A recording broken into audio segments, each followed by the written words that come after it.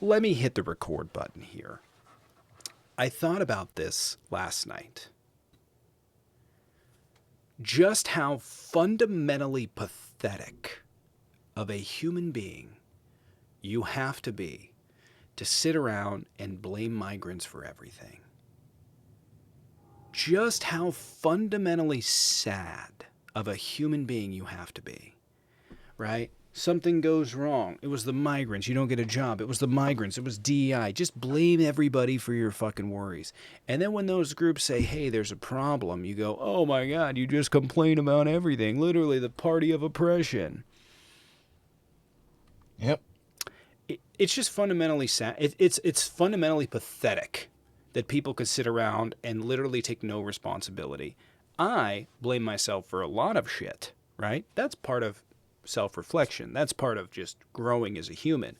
But you could imagine if I was just a piece of shit, I turn around and just be like, oh, it's not my fault. It's not my fault. It's not my fault. It's not my fault. That's narcissistic behavior, right? Mm-hmm. To not take any sort of responsibility for shit that you've done. I take responsibility as best as I can. And I try to do this with my son too, right? Where like my son's 4. I'll apologize to him if I fuck up, right? I think that's an important thing for a parent to do to establish some sort of self-reflection. In the world of MAGA, nothing that I try to apply to my son to be a good person and that Christians do and that people do, Trump is. He's antithetical to all of that. He's an awful person. Inside and out. Just fucking terrible. And Republicans turn around and they do this thing where they just like, oh, I'll wave it away.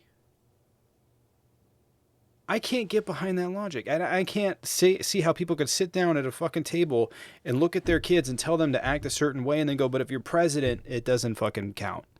If you're president, you can do whatever you want. You know? Mm-hmm. Sets up a pretty inconsistent. We used to raise our kids on morals, telling that, right, tell the truth, be a good person, help others, share, whatever it is. And then we just hire a billionaire that's bankrupt 4 casinos. It's not a good businessman. Literally is the epitome of just fraudster. Literally the epitome of it. I've told you this story before. I got taken to an MLM thing once. I had no idea what was happening. And I go in there and I get shown this whole presentation. And I'm like 21. I have no idea what this is. So I'm watching it and they're like, oh yeah, would you want to be a part? I was like, why the fuck did I get invited to this? And the dude goes, he pulls a clip up of Donald Trump. And Donald Trump's sitting there and he's like, yeah, Donald Trump tried to buy it actually.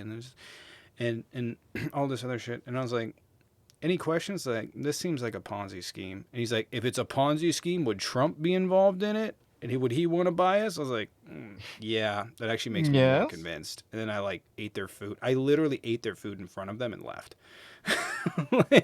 He was like, you made me sit through this. So, and I was just like, this is, yeah. Also, everybody hires con artists. This is about to be the era of crony capitalism. You're about to watch some shit. He's going to enrich himself somehow. And then he's just going to, I don't know, try and pardon himself or some shit. And then bow out to Russia. Yeah.